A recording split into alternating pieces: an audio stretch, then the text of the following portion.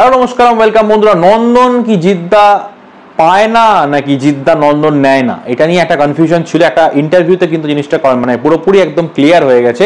এবং ইন্টারভিউটা নিয়েছিলেন শিবপ্রসাদ মুখোপাধ্যায়, যিনি উইন্ডোজের কর্ণধার। এবং এখানে জিৎ এবং রুক্মিণীকে বিভিন্ন রকমের প্রশ্ন করা হয়েছিল। তার মধ্যে একটা প্রশ্ন ছিল কিন্তু নন্দনকে পাওয়া নিয়ে, এবং নন্দনকে পাওয়া নিয়ে প্রশ্নটা ছিল বুমেরাংকে কেন্দ্র করেই। এবার জিদ্দা যেটা জানিয়েছিলেন সেটা আমি আপনাদের সংক্ষেপেই বলছি। সেটা হচ্ছে যে যেহেতু এর মধ্যে কিছু অ্যাডাল্ট কমেডি যোগ ছিল, সেই কারণে কিন্তু তিনি প্রথমে বুমেরাংকে নন্দনের কমিটির কাছে পাঠাননি দেখানোর জন্য। সেই কারণেই প্রথম সপ্তাহে কিন্তু বুমেরাংকে দেওয়া হয়নি। তারপর যখন তিনি দেখলেন যে দর্শকদের রেসপন্স ভালো এবং এটা নিয়ে কোনো রকম কোনো মানে অসুবিধা হচ্ছে না, যে অ্যাডাল্ট কিছু যোগ ছিল তার জন্য। যোগ তো সব ধরনেরই ছিল, কমেডি সব রকমের ভরপুর ছিল। আমি বারবার সব ভিডিওতে বলছি 8 থেকে 80 সবার জন্য আলাদা আলাদা স্টাইলের ধরনের কমেডি ছিল এর মধ্যে।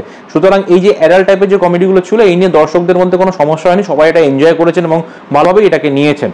তো এইটা জানার পরে কিন্তু জিদ্দা সেকেন্ড উইকে বুমেরাংকে নন্দনের যে কমিটি তার কাছে দেন এবং সেখানে অ্যাপ্রুভড হয় এবং তারপরে কিন্তু বুমেরাংকে দেখানো হয়। তো প্রথম সপ্তাহে নন্দন পায়নি, এটা কিন্তু কোনো পলিটিক্সের ব্যাপার না, জিদ্দা নিজেই দেননি। কিন্তু কিন্তু কিন্তু সবচেয়ে বড় কথা হচ্ছে যে আগের সিনেমাগুলোর ক্ষেত্রে কি তাই হয়েছিল সেটাও কিন্তু জিদ্দা বলেছেন, এবং খুব ছোট্ট কথায় বলেছেন যে আমরা কিন্তু অনেক সময় পাঠাই কিন্তু সেখান থেকে অ্যাপ্রুভড হয় না।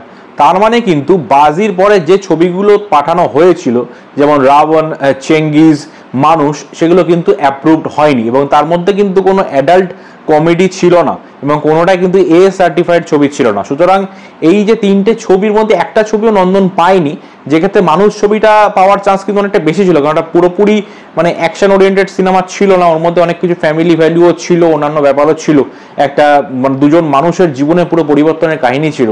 এই ব্যাপারটা কিন্তু আমার মনে হয় যে এটা নোট করার বিষয় যে মানুষ, চেঙ্গিস এবং তার আগে রাবণ, এই তিনটে সিনেমা কিন্তু পায়নি।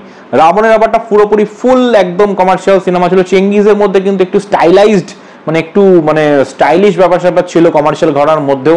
এবং মানুষ, আমার মনে হয় চেঙ্গিজ এবং মানুষকে আরামসে দেওয়া যেতে পারতো, মির্জাকে দেওয়া গেলে তো রাবণকেও দেওয়া যেতে পারতো, কিন্তু তিনটে কোনো ছবি কিন্তু দেওয়া হয়নি। তাই এর মধ্যে কিন্তু কিছুটা হলেও জিদ্দাকে বঞ্চিত করার ব্যাপার রয়েছে। এবং আমি এটা বলবো, অনেকের কথাটা খারাপ লাগতেও পারে, মানে হাসতেও পারেন, অবিশ্বাসও করতে পারেন, কিন্তু আমার যেটা মনে হয় রুক্মিণী মৈত্র থাকাটা কিন্তু বুমেরাংয়ের নন্দন পাওয়াটার একটা জন্য একটা বড় ফ্যাক্টর। এবারে বাকিটা আপনারা বুঝে নিন, বেশি কিছু আর বেশি বলছি না আমি। সুতরাং নন্দন পাওয়া না পাওয়া নিয়ে কিন্তু পলিটিক্স হয়, তবে বুমেরাংয়ের ক্ষেত্রে কিন্তু সেটা হয়নি। বুমেরাংয়ের ক্ষেত্রে তিনি সেকেন্ড উইকে সাবমিট করেছেন এবং সেকেন্ড উইকেই তিনি বুমেরাংয়ের জন্য নন্দন এবং রাধা শুরুতে অ্যাপ্রুভাল পেয়ে গেছেন। সো এই হচ্ছে ব্যাপার। আপনাদের কি মতামত ব্যাপারটা নিয়ে অবশ্যই জানাবেন। যদি ভিডিওটা ভালো লাগে থাকে সাবস্ক্রাইব করবেন চ্যানেলটা। ধন্যবাদ।